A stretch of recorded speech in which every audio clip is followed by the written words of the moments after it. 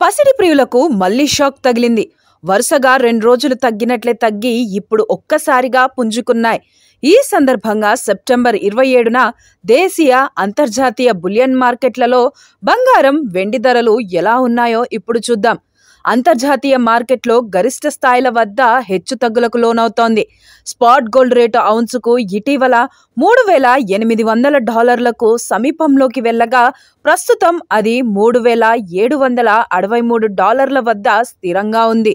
Silver rate మాత్రం అంతకంతకు పెరుగుతూనే ఉంది. ఇది రికార్డు స్థాయిలో $46 మార్కును అధిగమించింది. ఇక డాలర్ పుంజుకుంటోందనడంతో రూపాయి భారీగా పడిపోతోంది. ప్రస్తుతం డాలర్తో పోలిస్తే రూపాయి మారకం విలువ 88.840 రూపాయల వద్ద ఉంది. హైదరాబాద్లో 22 క్యారెట్స్ గోల్డ్ ఒక్క రోజులో 400 పెరగ్గా తులం 1,05,300 వద్ద ఉంది. దీనికి ముందు వరుసగా 850, 300 చొప్పున తగ్గింది. ఇక 24 క్యారెట్ల ప్యూర్ గోల్డ్ తులానికి 440 పెరగడంతో 1,14,880కు చేరింది.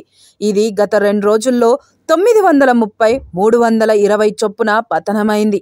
ఇదే సమయంలో వెండి ధరలు మాత్రం బంగారానికి మించి పెరుగుతున్నాయి.